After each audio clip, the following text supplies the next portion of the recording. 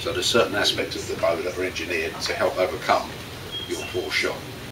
But if I give you some indication tonight of if the arrow goes in such and such a direction, it's possibly caused by this, and give you a reason why it's caused and why it happens, then you'll be in a position to help yourself to a degree. Like the bow itself, or the construction and parts.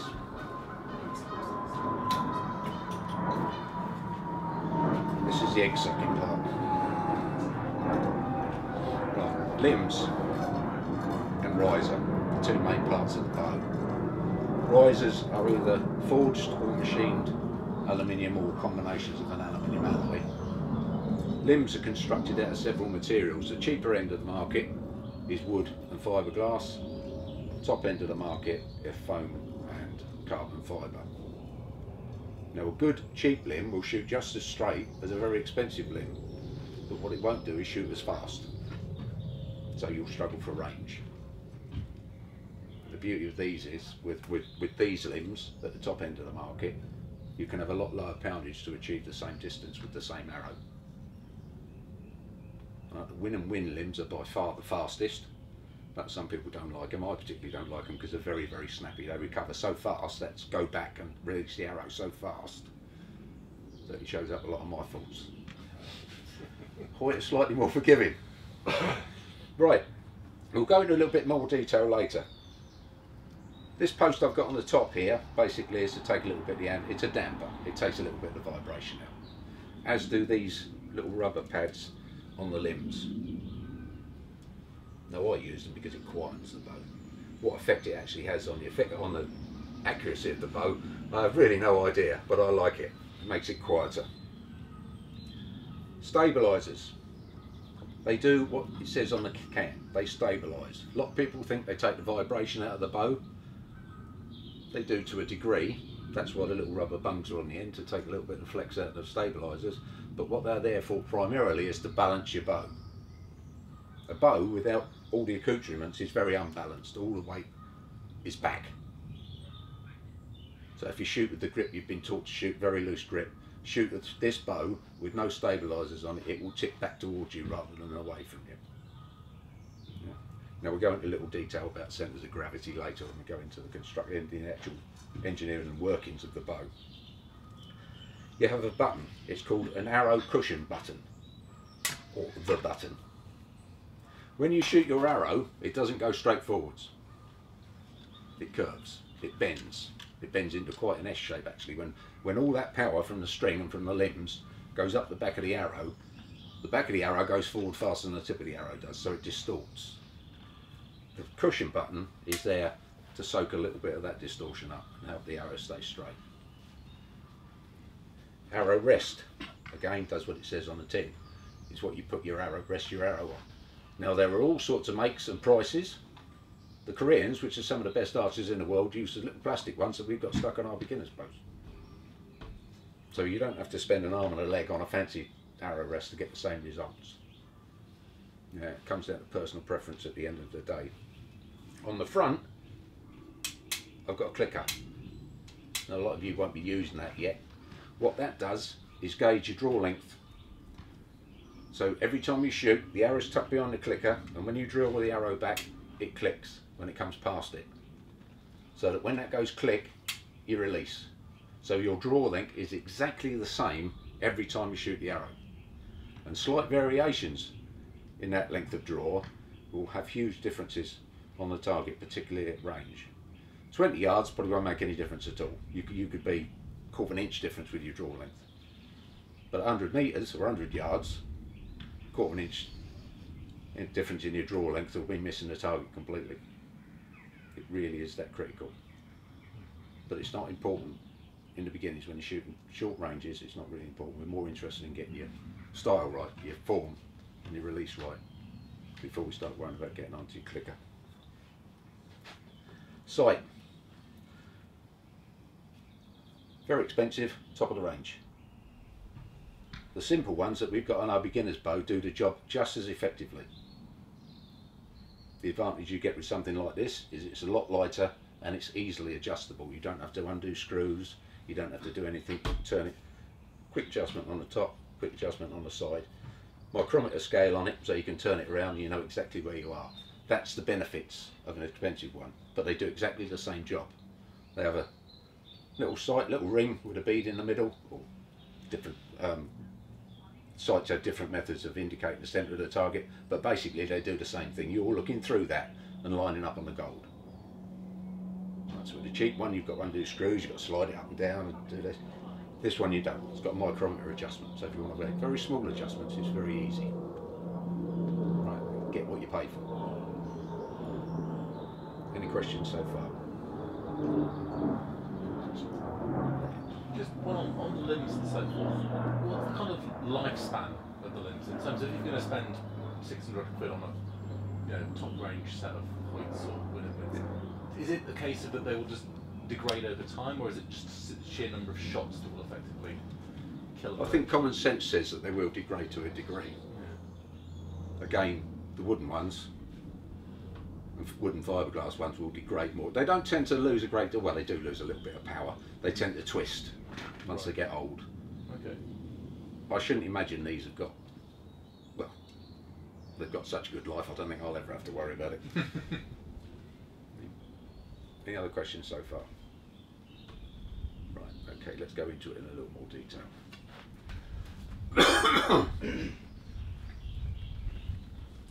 Arrow selection.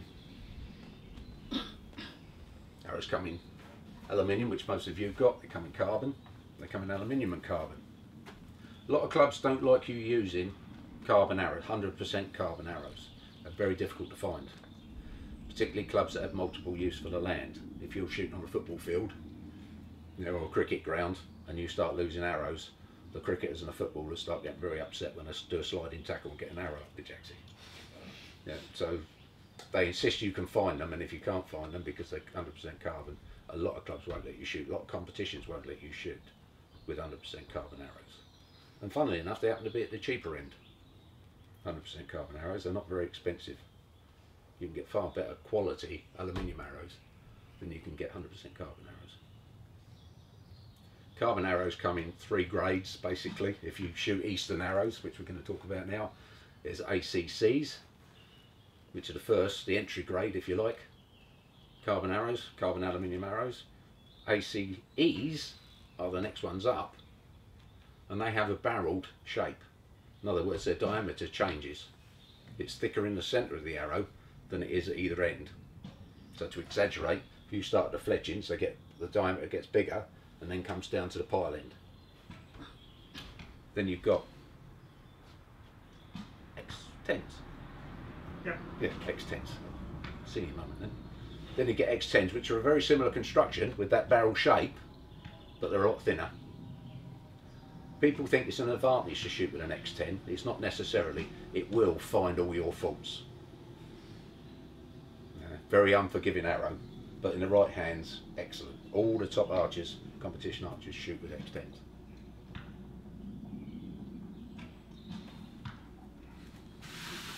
Right, arrow parts.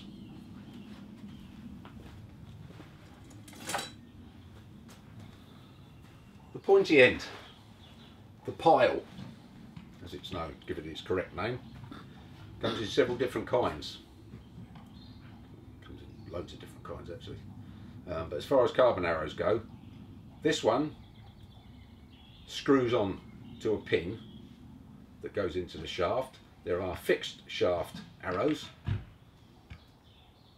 or fixed shaft piles.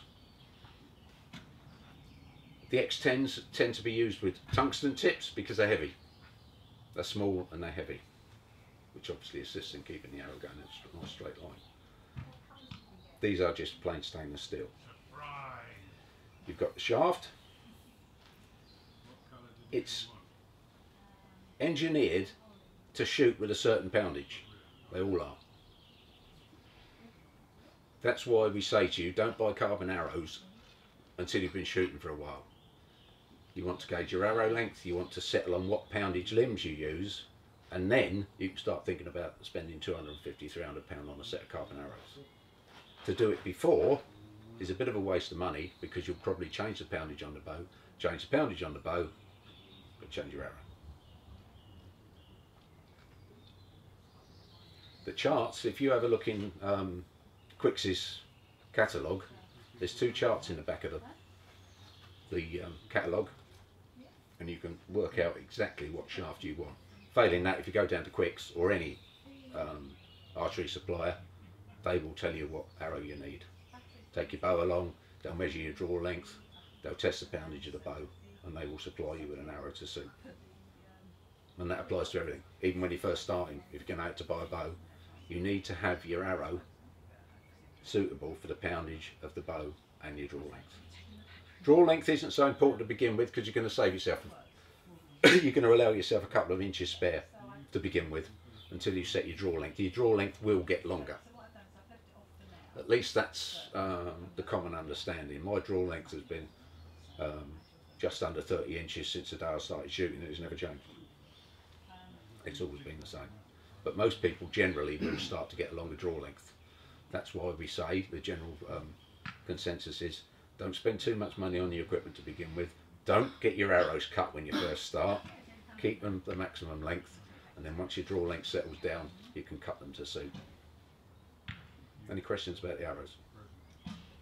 So the difference in the piles at the end. Yeah. So what's the idea? Because I've noticed there's quite, like that one for example is a sort of medium length. I've seen some longer than that, and some, for example, I've got some ACCs in there. The tip's probably only about yay big. Yeah. What's the actual? Is the idea just to try and again keep the balance on it and so forth? Or Yeah, you can. You can. I've never bothered going to the degree of arrow tuning, which you can do. They come. The ones that actually have a fixed shaft on them have grooves cut around that shaft, so you can actually snap bits off, get them a different length, so you can play with the weight. These ones that are in these actually have a stem inside that stays in there. It's got a little screw thread in it, yeah. and you change the tip, the weight of the tip, and screw that on, so you can chop and change as you wish. They have a nasty habit of coming unscrewed. I'd actually put Loctite on one and lock them in, so I hope I never have to change them. Right, at your end of the arrow, fletchings and nocks. Nocks come in 101 different shapes and sizes. It's personal preference. These are beta nocks. If you have a look on the string, my string, you'll see a little thing like a cotton reel. That's designed to take this knock. Most nocks go directly onto the string. The beauty with a beta knock is it's always 100% fit. You'll find if you're knocking on your string, sooner or later the string starts to wear, get compacted. Your knocks will stretch, and then everything starts getting loose. So you can change the knock and try and tighten things up, but once the string gets compressed down, you're in the land of whipping it with dental floss and all sorts of things. With this, once it's on there, that's it. Fletchings, again, 101 different types. Plain rubber, plastic fletching, like these. These are spin wings. There are 3 or 4 different ones on the market. They are stuck on with double-sided tape, and there's a little bit of binding tape around the front and the back, just to hold them in place, stop them peeling off. To begin with, I wouldn't recommend these, because I got through hundreds of these when I first started using them. If your release isn't good, you'll end up start stripping the fletchings off. So stick with these, very robust. Feather fletchings, usually confined to the dark side, to the longbow people. They will slow the arrow down. A lot of archers who shoot indoors use feather fletchings on their arrows when they shoot indoors because they slow the arrow down, give it a lot more stability. But if you're looking for distance, feather fletchings create a lot of drag.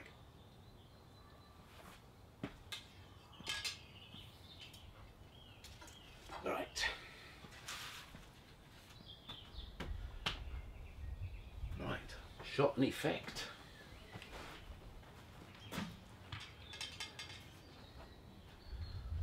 A bow is inherently dynamically unbalanced. That's a big word, isn't it? I got that out of the book the other night.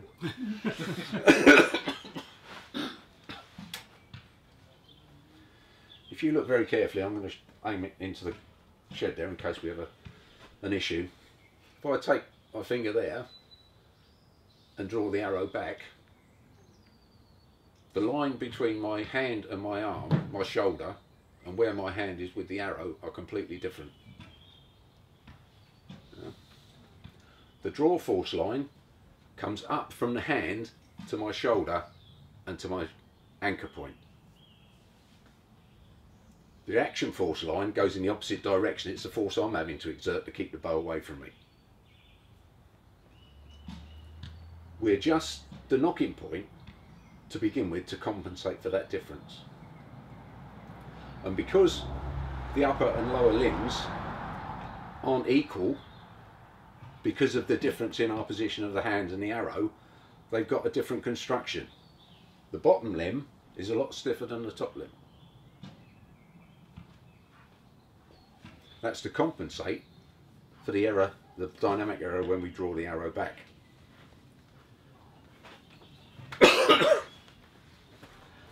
The bottom limb is stiffer and the top limb is a little bit weaker. That's why they are marked top and bottom. If you put the bottom limb in the top and the top limb in the bottom, your arrows aren't going to go where you expect them to go, because it counteracts, it actually adds to the dynamic instability of the bow. Now this is where the stabilisers come in. They compensate for that to a degree. What you're looking for ideally is a centre of gravity being slightly in front of the bow and slightly above where your grip is, so almost on the ledge of the bow and slightly in front.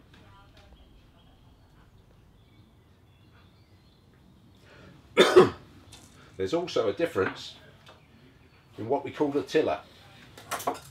The tiller is the difference between the base of the riser to the string and the same dimension from the top of the riser to the string. They're different because of the different strengths of the limb.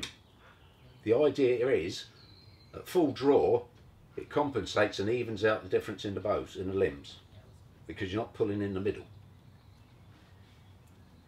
Now generally, if you get a bow, from say you pop down to a shop, buy your bow, they will set that difference at 8mm, roughly 8mm.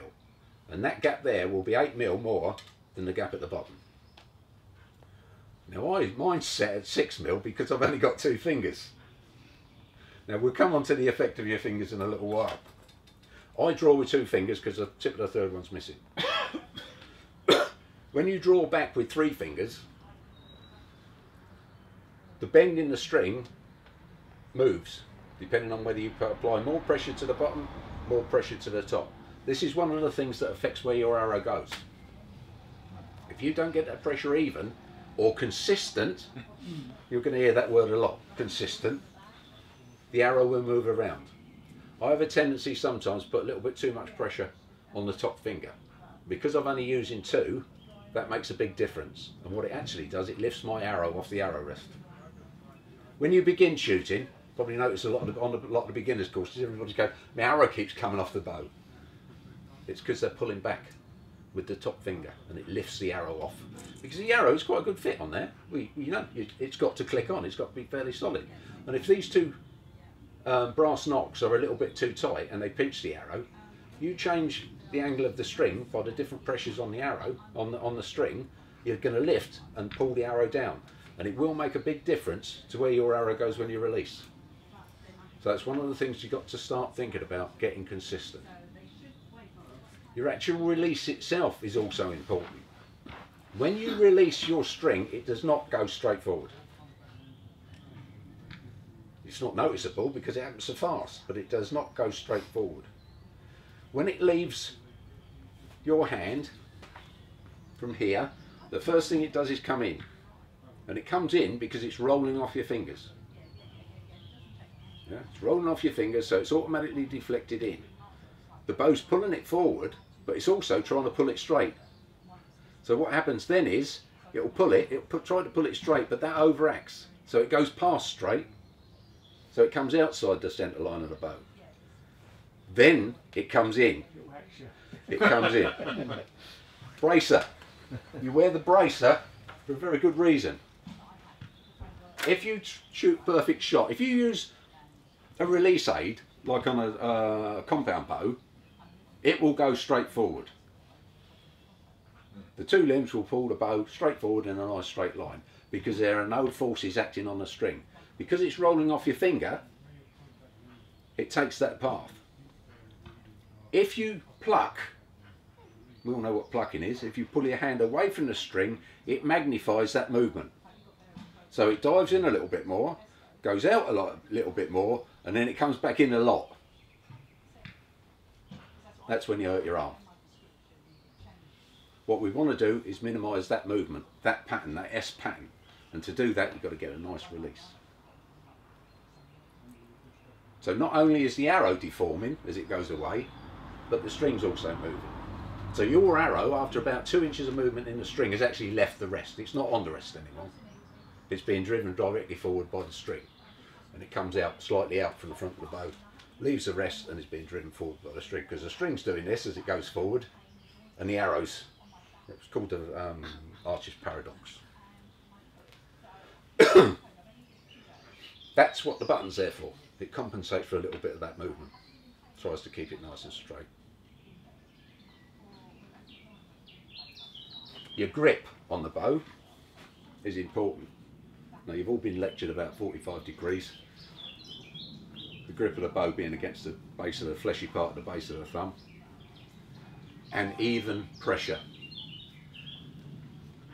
That angle between the arrow, the knocking point, and your thumb affects where the arrow goes. If you heel, in other words you push with the bottom of the thumb, you're going to lift the sight. So you're automatically going to lower the bow to compensate for the sight lifting, and your arrow is going to go off centre. If you push it, the bow right into the joint of the thumb and don't get an even pressure further down, it pushes the sight down. So you're going to raise the bow to compensate, and the arrow is going to go off centre. It's all important. It's all about even pressure on the grip, nice release, and getting as close to a perfectly balanced shot as you can get. That only comes with practice. A lot of nagging from me. Yeah. We will talk in a little while about a basic setup for a bow, what we call setting it up centre shot. It's a starting point. What we're going to try to do, when you look from the back of the bow, to set up centre shot, what I would suggest you do is take 2 pieces of masking tape, one up there, one down there, same below. These bows aren't adjustable. This stylist. The stylist bows aren't adjustable, but a lot of takedown recurve bows are. So you can actually tip the limbs left and right, top and bottom, and you can adjust the poundage by adjusting the tiller bolt. These ones are fixed, they're screwed in, you can't move them left or right, and you can't change the poundage by adjusting the tiller. They are a one horse show. That's what you see is what you get. What we want to do eventually, by adjusting the limbs left and right, we will get the string straight down through the centre, lining up with the centre of the limbs right the way through. That's then the bow, that's then the string set centre shot. Then we want to adjust the arrow. So we take the arrow, we put it on, and you adjust the button in and out, so the arrow is actually pointing straight down your stabiliser. Yeah, nice and straight. So when you look from the bow, from behind, you're looking straight down the arrow, and the arrow is in a nice straight line from the string when the string is down the centre of the bow. That sets the arrow left and right.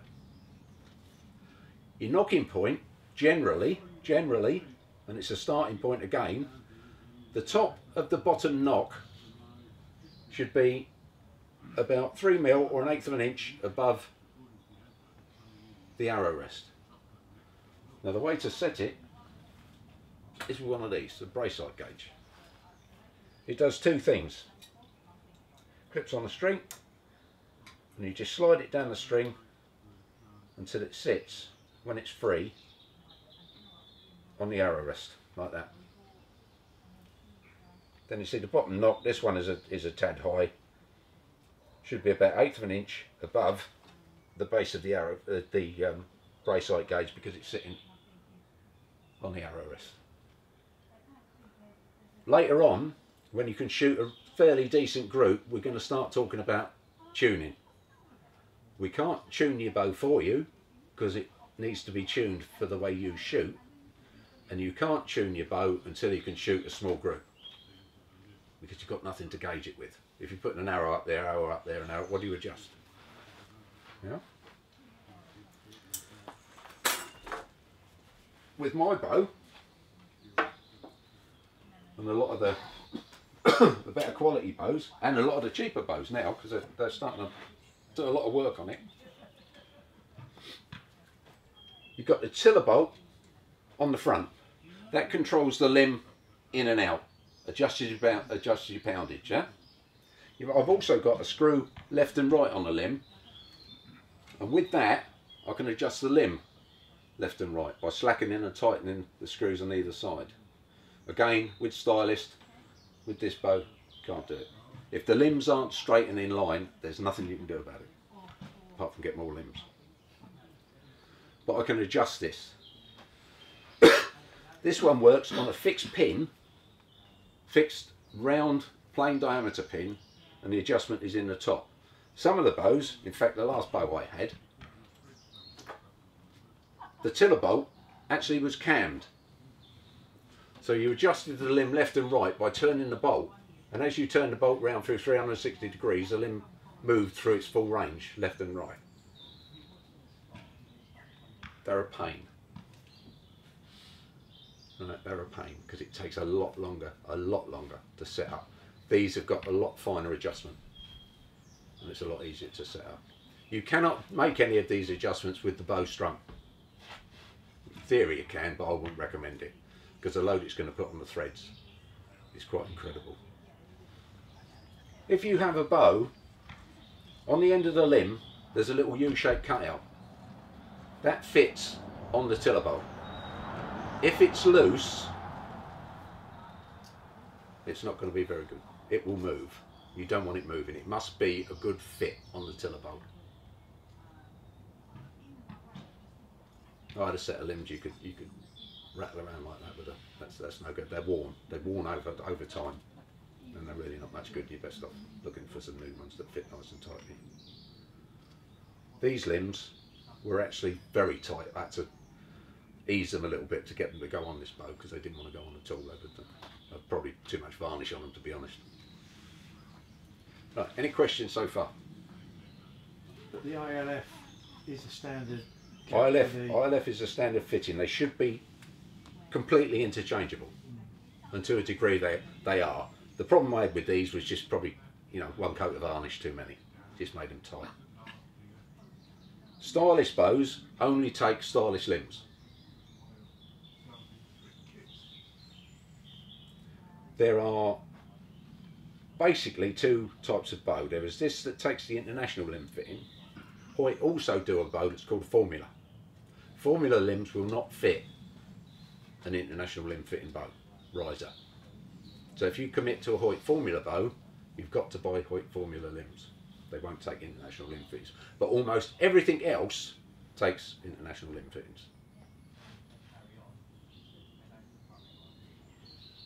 Any questions so far? Right.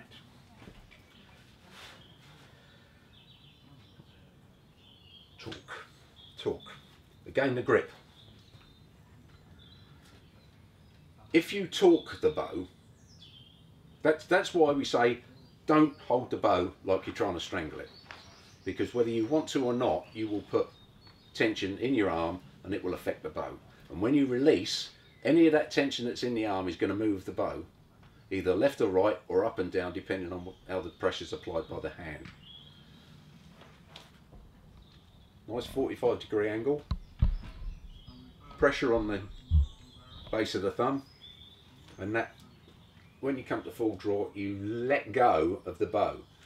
Now, to be able to let go of the bow and fire, you've got to have a strap. Now, I use a clip-on one Some people prefer bootlace ones, which just tie around the thumb and forefinger, middle finger. All it does, whichever design you decide to go with, is to stop the bow from flying out of your hand when you release a string, because you shouldn't be holding it. And if you're not holding it, that pressure that you're applying, the torque and the tension that's in your arm and your arm muscles can't transfer or won't transfer fully to the bow. So you won't have that tendency to twist. Now someone was doing that last week, I can't remember who it was.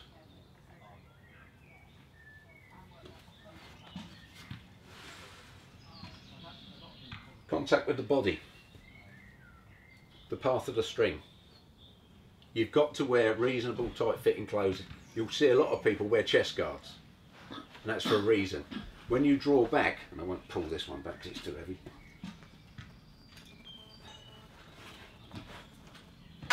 When you come back to full draw, you can see it's actually touching my body. You know? If you've got loose clothing on, it can wrap around the string, and you'll hear, as soon as you release, you'll hear it. Yeah? And it will deflect the shot. The same with your release. If you pluck, it will deflect the arrow. And if it deflects the arrow, if you pull out and it plucks and it accentuates that S turn, it's going to come in, it's going to hit your wrist. Got a bracer on, probably won't hurt very much, but the arrow's not going to go in a straight line.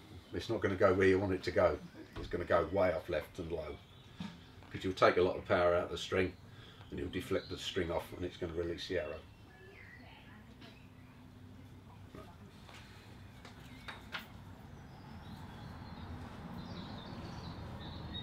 Right, that's basically it, I think. Has anybody got any questions? Or have I not covered something that you'd like me to cover? I've got a couple of a pair of new limbs, as you know. Yeah. But there was no upper and lower. My Hoyts have got top and bottom. Yeah. But this one has got nothing on it at all. The only thing it's got on it is one label which says the weight of the limbs and the medium and all the rest of it. Now looking around, it seems to be that if it's the label would indicate that's the bottom limb. Would that be right? The poundage labelling the poundage generally goes on the bottom limb. On the bottom limb, yeah.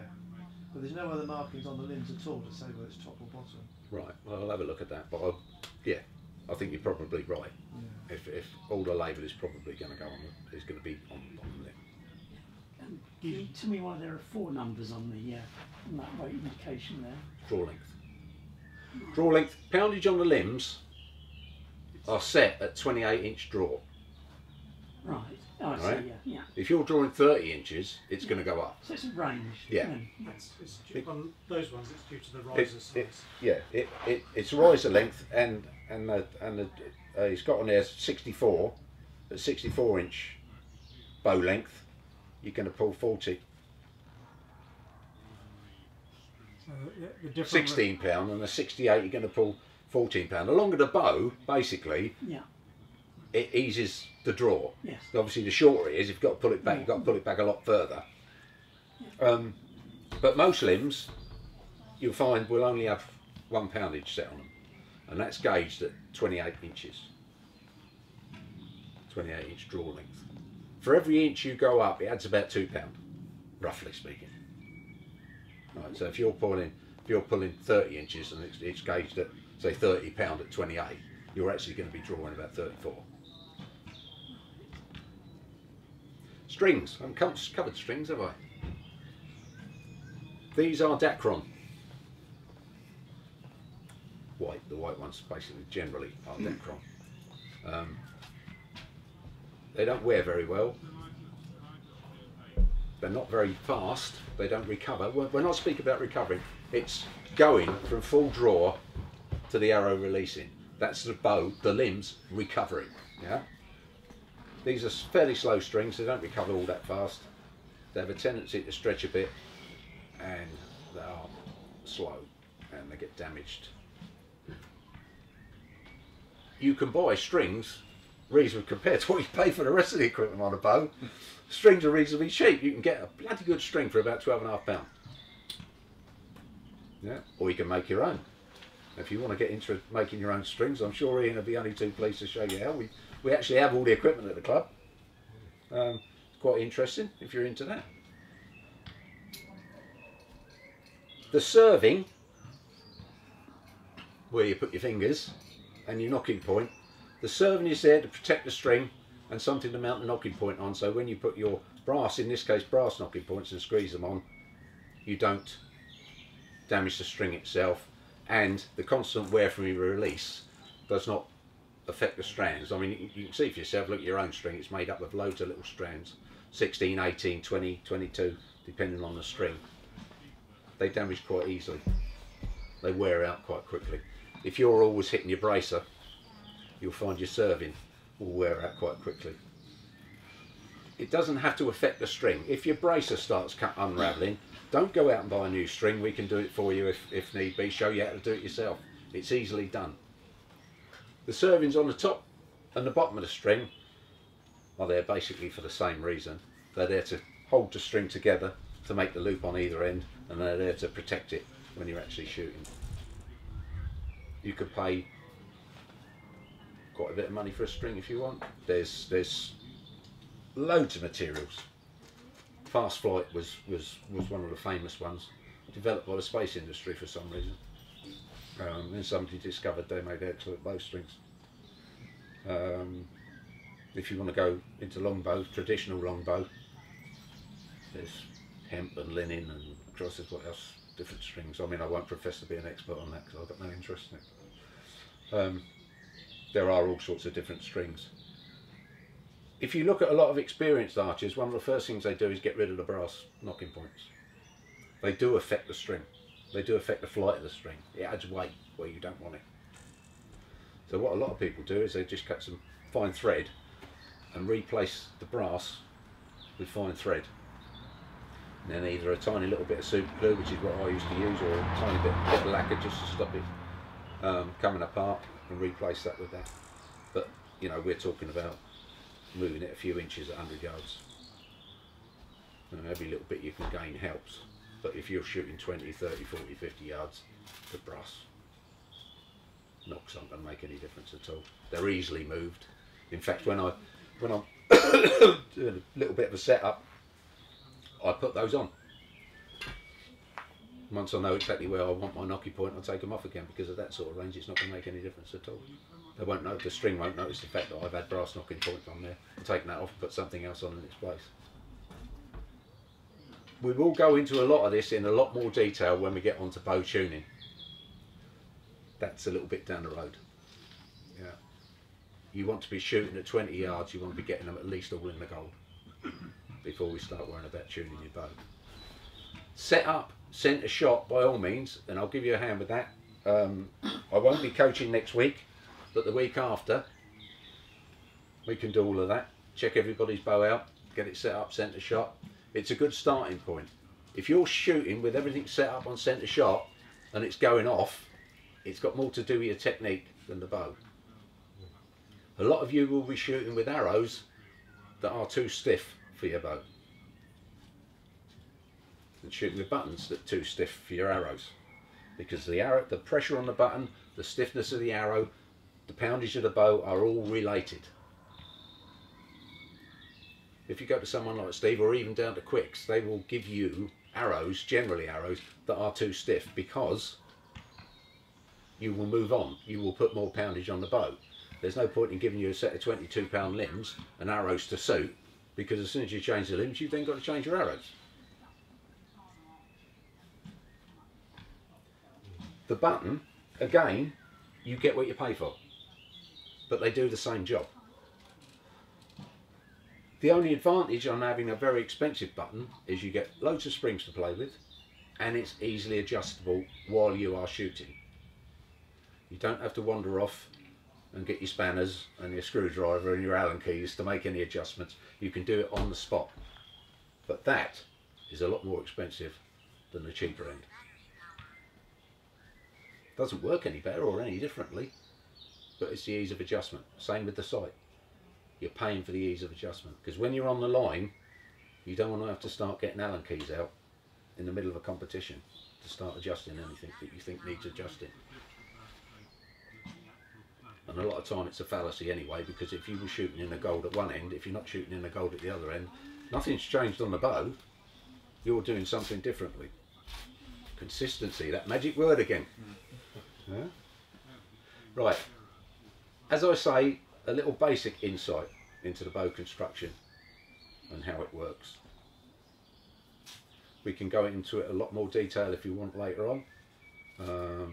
I can give you all the deflection charts for the limbs and things like that, but believe it just makes your brain hurt. As long as you understand how what you do affects the bow, can recognise the fault by where the arrows are going, transfer that back to what you're doing, you can self-analyse to a degree. Nothing is as good as being able to see what you're doing, but that will help. Yeah? That's why it's always good to have a coach who can actually stand with you and watch what you're doing. It's even better if you have access to video. Golf, it's like golf, you're trying to sort your golf swing out. If someone's videoing you, you can see what you're doing wrong.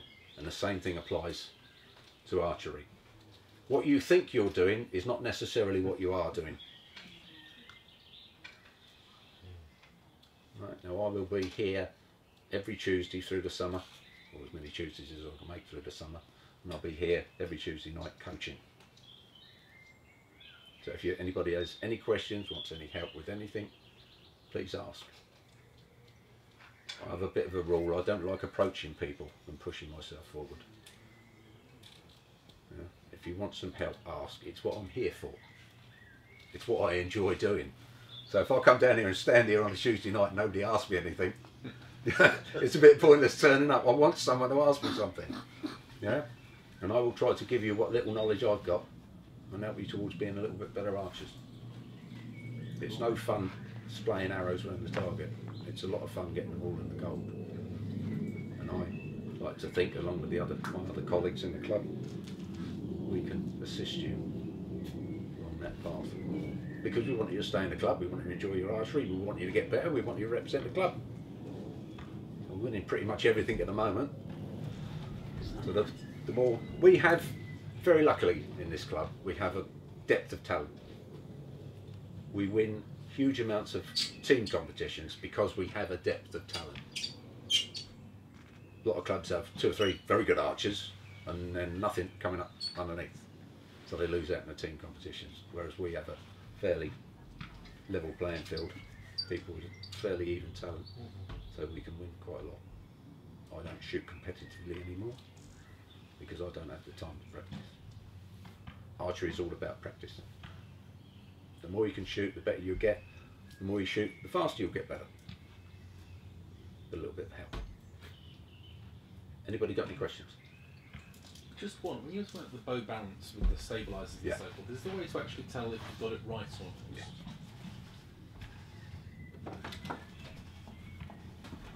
This is where I'll show you I haven't got mine right.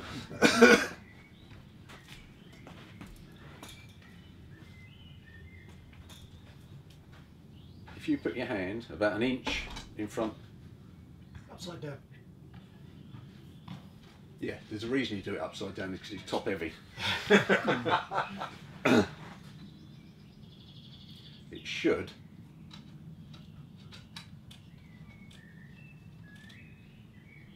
sit fairly flat. Okay. And it should sit fairly flat in that plane as well. You'll notice I've got more weights on this one than I've got on that one. And that's to counteract the fact that the sight is offset. Ah. Okay. That's a basic easy check. Nice, thank you. You'll see some people have huge amounts of weight on the end of the stabiliser. The reason they've got huge amounts of weight on the end of the stabiliser out there is because any force you put into the bow to deflect it at this end has got to move all that weight that's on the end of there. Right. The jury's out on whether it's an advantage or not, because all that extra weight, A, you've got to shoot 12 dozen arrows in a competition and hold it up there, and it speeds up the drop. Yeah. Now you may think that it's instantaneous from releasing the arrow to it leaving the bow. It's not. That's why we talk about peaking. You know, people who shoot and go, where'd that go? Where'd that go? And you can see them do it. As soon as they go twang, the arrow's still on the bow. It becomes a reflex. And as soon as you go like that, and it gets to the point where you're doing that before the arrow's left. So that's why we say don't do it. Right? Any questions? I think when you buy, I think you've bought extra weights then, have you, to put on the bearing Yes. bits and that? Yeah. And they're Yeah. specific, I take it, to the type of stabiliser you've got, in terms of if you're buying, or are they all relatively generic? Not necessarily. They've all got pretty much the same. There's only 2 threads. Okay. 2 thread Right. sizes. These are designed for these stabilisers. You get the little dampers that go on here. Are pretty universal. They fit almost anything. As long as you get thread size right. There's only two thread sizes. Is it a standard thread size on the riser? Yes. Yeah, they're all the same. All interchangeable. Same with sights. All the threads in the riser are designed to take any of the sights you buy. All the same thread. So that makes things pretty universal. What's the second hole forward of the button? That's holding this on in my case. Oh right. You can move the button.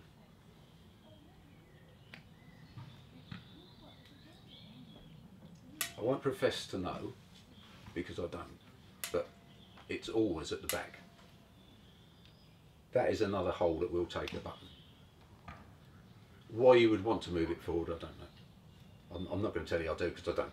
You know, it's a good question. You've got me. I don't know. I can't think of anything. Can you think of anything, Ian? Two reasons. One is, like you say, to hold on some of the wraparound rests. Yeah.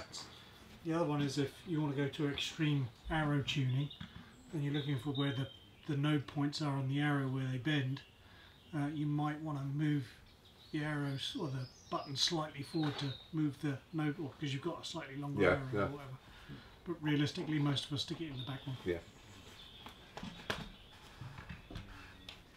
When you take the bow down, is there anything you should be doing with the string itself to kind of look after it? I mean, It's all strings are twisted. This one's got quite a lot of twists in it. The reason you twist the string is to set the brace height.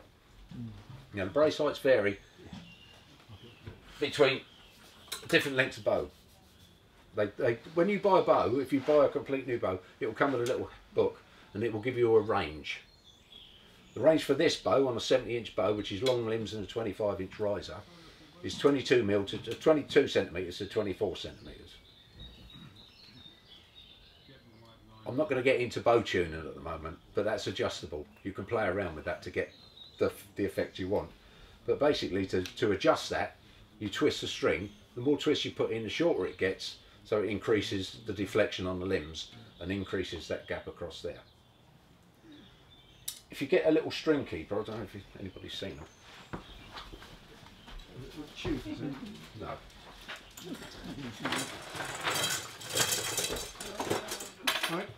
Right. Look, you got one? Oh, cheers. Thank you. If you buy a string, they normally come with one. Yeah, Yeah? with it, yeah. What you want to do is when you take your bow down, take the loops off of either end as it was on the bow, bring them together and clip that onto the end of the two loops. That stops the number of twists changing. It won't unravel, that locks the twist in. Every time you put your bow together, you should check the brace height, particularly with new strings because they stretch. You want to keep consistency. Yeah, you want that brace height to remain the same. If the brace height moves, the arrows will move. Pieces of equipment you're really going to have if you haven't got already. Brace height gauge, all the ancillary stuff which you all know about, tabs, a decent tab. You don't have to spend a fortune, but not the ones we use on the beginners courses. They want to be trimmed, and you can trim, you see I'll cut lumps off of mine. You want the tab to be the minimum you require to protect your fingers. You don't want yards of leather hanging around, for obvious reasons. As you release the string, it's going to interfere with where the arrow goes. Which ones you use is entirely personal choice. I would recommend you also get a stretch band for warming up. It's also a good little practice aid. You can practice your release. Arrow puller. Now we've reinstated the straw butts. And for the odd stray arrow that hits the wood, yeah, arrow puller. We do have an arrow jack here, which you've probably already met, for getting arrows out of the wood. So if you're shooting at close range on the straw butts, particularly if they're new ones, and you've got a few pounds on the bow, they're a bugger to get out. Arrow puller. And the bigger diameter arrow you got, the worse it gets. When you start to shoot carbon arrows with a decent poundage bow, they fly very fast. They go into straw butts. They melt the resin as they go in because of the speed they penetrate. And it can lock an arrow into a straw target and really lock it in. Yeah, so an arrow puller really is a must. Apart from that, you can struggle on. Cool. Brilliant. Thank you, Mike. Thank you. Thank you very much. Okay. Any other questions?